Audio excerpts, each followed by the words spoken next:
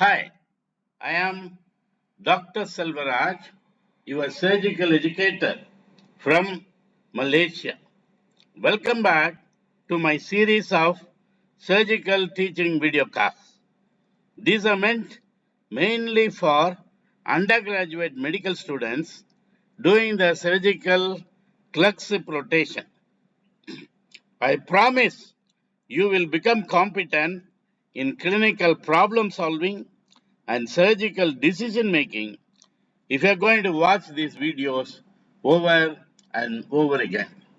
Today, in this episode, I'm going to discuss one more 10 MCQs on abdominal wall swellings, namely both epigastric and umbilical hernias. So, I need not emphasize you the importance of MCQs because many qualifying as well as in competitive medical entrance exams, they are using only MCQs to assess your knowledge. They are not using any other method, not even clinical exams they are conducting for medical entrance exam. All are MCQs only, so you must be knowing the importance of MCQs. So these series of MCQ videos will give you a systematic way of revising the whole spectrum of general surgery topic by topic. Today in this episode, I am exclusively going to discuss MCQs on epigastric and umbilical hernias. But before going to discuss those 10 MCQs, I request you to click this link, go and watch that video on ventral hernia. Okay, all ventral hernias I have covered in that video. Please watch that video first and then come back to this video and let us discuss the 10 MCQs then. This is MCQ number 1. Number 1, a 42-year-old obese male present with midline swelling above the umbilicus. The swelling is reducible and becomes prominent on coughing. What is the most likely diagnosis? A. Incisional hernia. B. Umbilical hernia. C. Epigastric hernia. And D. Spigelian hernia. Of course, the correct answer is C. That is epigastric hernia. Why it is correct? Epigastric hernias occur through the linea alba between a defect in the linea alba between the xiphoid and umbilicus, often associated with obesity. So it is typically the presentation is epigastric hernia.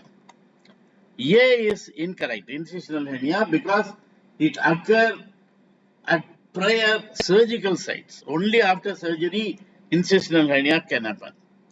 B is also incorrect because the umbilical hernias are located at umbilicus or just above or below the umbilicus.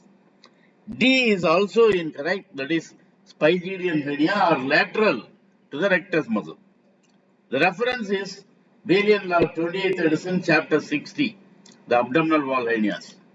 Coming to MCQ number 2, a 3-month-old infant has a soft, centrally located swelling at the umbilicus, which becomes more prominent during crying. There are no signs of tenderness or inflammation. What is the best management? A. Surgical repair. B. Umbilical tapping. C. Observation. And D. CT scan of the abdomen. The correct answer is, of course, C. Observation. Why it is correct? Most infantile umbilical hernias resolve spontaneously by 2 to 3 years of age. So we need not intervene this at birth. A is incorrect. Surgical repair immediately. Surgery is reserved for persistent hernias beyond 3 to 5 years. Otherwise, we have very big defect, more than 2 centimeter defect is there, then you can go ahead and operate. B is also incorrect, that is umbilical taping, because taping is not recommended due to risk of skin irritation. D is also incorrect, that is CT scan of the abdomen. Imaging is not needed in typical cases of umbilical hernia in babies. Reference is from Nelson's textbook of pediatrics, 21st edition. Coming to MCQ 3, a 50-year-old woman with multiple pregnancies present with a non-reducible swelling at the umbilicus, associated with vomiting and no passage of flatus for 24 hours. What is the most likely complication? A. Incarcerated hernia. B. Strangulated hernia. C. Adhesive obstruction. D. Umbilical granuloma. Of course, the correct answer is B. Strangulated hernia. Why it is correct? Because the swelling is painful, irreducible, with obstructive symptoms like vomiting, not passing flatus, suggesting strangulation. A is incorrect. Incarceration lacks ischemic signs because here it is painful and tender. So it is the ischemic signs are there. That is why it is strangulated hernia and not incarcerated. B is the correct answer. C is adhesive obstruction is incorrect because adhesion causes obstruction but not an umbilical mass. You won't see in adhesive obstructions. D is also incorrect, that is umbilical granuloma. This appear only in neonates and not in adults. Reference Swartz Principles of Surgery, 11th edition, chapter 36. Coming to MCQ number 3, a 50-year-old woman with multiple pregnancies present with a non-reducible swelling at the umbilicus associated with vomiting and no passage of flatus for 20. What is the, I think it is the repetition of the same thing.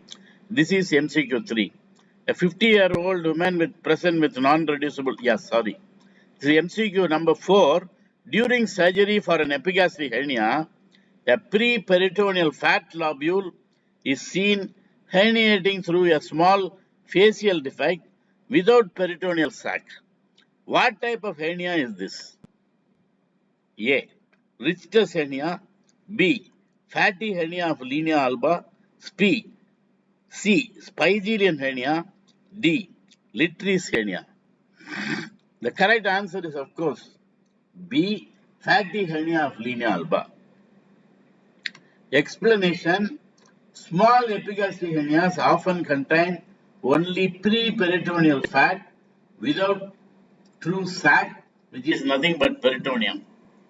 A is incorrect, that is Richter's hernia, because it involves bowel wall, circumference of the bowel wall. C is also incorrect, that is Spigelian hernia. It is lateral and deeper, lateral to rectus muscle. And D is Littre's hernia, contains Meckel's diverticulum as the content. So that is also wrong. Reference Sebastian's textbook of surgery, 21st edition, chapter 43. Coming to MCQ number 5. A 45-year-old obese man with liver cirrhosis and ascites present with a tense, irreducible umbilical hernia. What is the primary reason for urgent surgical consultation? A. High cosmetic concern. B. Elective repair in cirrhosis. C. Risk of rupture and evisceration. D. Spontaneous regression.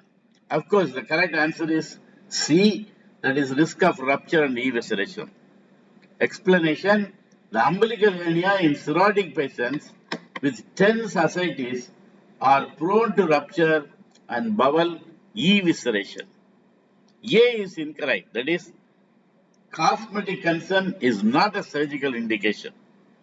B is also incorrect because the elective repair is controversial and it is riskier also.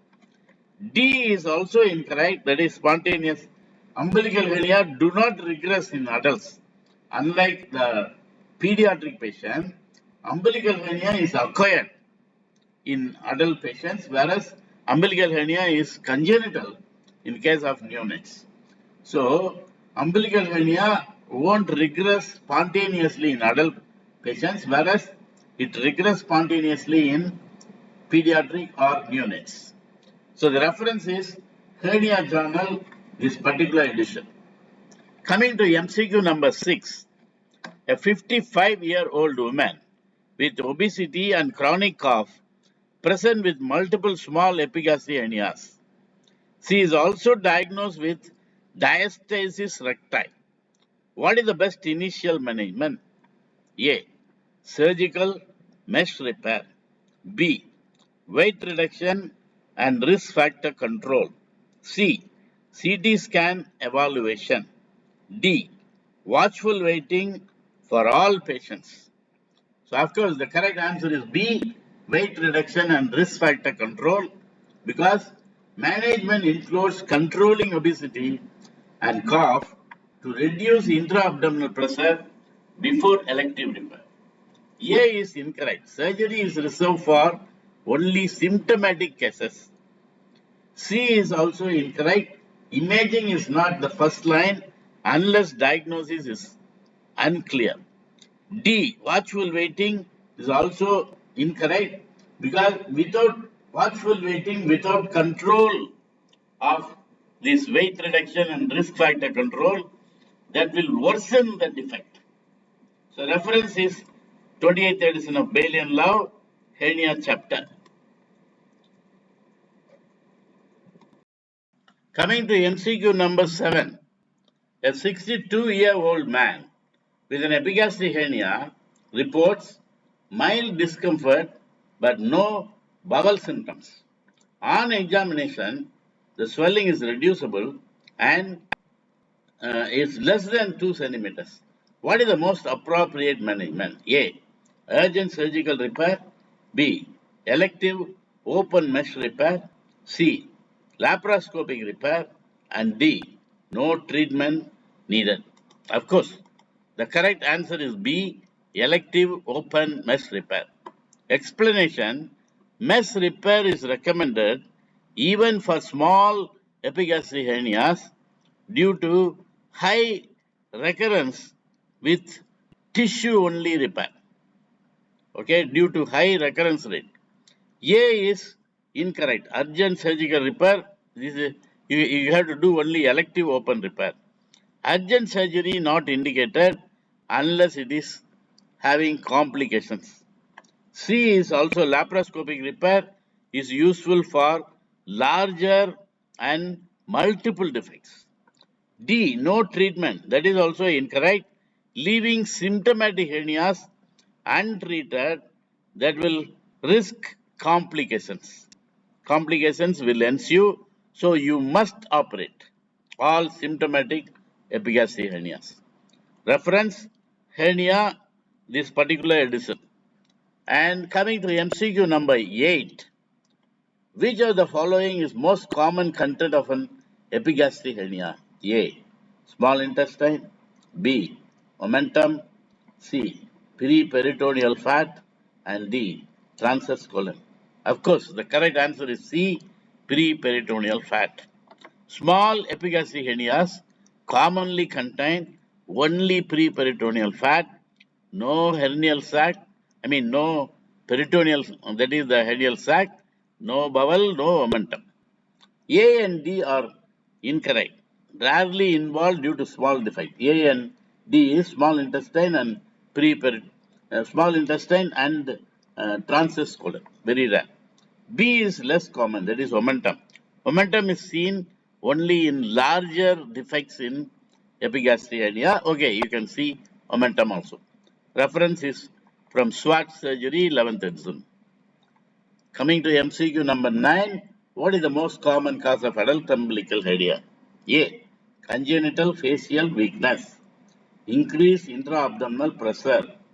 C. Primary muscle atrophy. D. Herniated Meckel's diverticulum. Of course, the correct answer is increase B. increase intra-abdominal pressure. Explanation: common causes include obesity, ascites, pregnancy, and chronic cough. A is incorrect, congenital facial weakness. It is more relevant only in children, and that is the actual umbilical hernia. The swelling will appear through the umbilicus. C is incorrect. That is primary muscle atrophy. Muscle atrophy is secondary issue. D is herniated Meckel's diverticulum. Meckel's diverticulum, if it is there, it is called Littr's hernia. So reference Bailey and Love 28th edition. Coming to MCQ number 10. At what age should asymptomatic umbilical hernias in children should be considered for surgical repair? A. At birth. B. At 6 months of age. C. At 1 year of age. D. After 3 years. Of course, the correct answer is after 3 years, 2.5 to 3 years. Explanation: most of these hernias resolve spontaneously by age 2 to 3 years. Surgery is considered only after this age group. So A is also incorrect. At birth, we need not do it. C is also incorrect. Early surgery not needed unless complication arises. So reference is Nelson's textbook of pediatrics, 21st edition. So these are the reference books I have included. The first two books are problem-oriented books, Hunter Muscles and Clinical Surgery Made Easy by Mohan D. Silva. Very useful books. All other books are case-based books. Small books, but many books are containing only case scenarios. So many case scenarios are there in all these books. You can go and click this link and watch what are the books available for general surgeons that are available to become a very competent surgeon. What books you have to read, it is there in this link. You go and click the link and watch that video. And this is my own book I have created for my own students. And this book is I am sharing with you freely. You can just click this link, download the book itself, or you can click this link, which will give you a playlist of videos where I'll be discussing the all 9 modules in the same in the book. I'll be discussing in a video format. So either you can download this book and read, or you can go and download this series of videos and watch and learn. Thank you very much for watching this video. If you think that all these videos are very helpful to you, kindly share these videos in your social media. Kindly click the bell button also to get notified all my latest upload. Thank you very much once again for watching this video. Let us meet in yet another episode. Until then, bye-bye.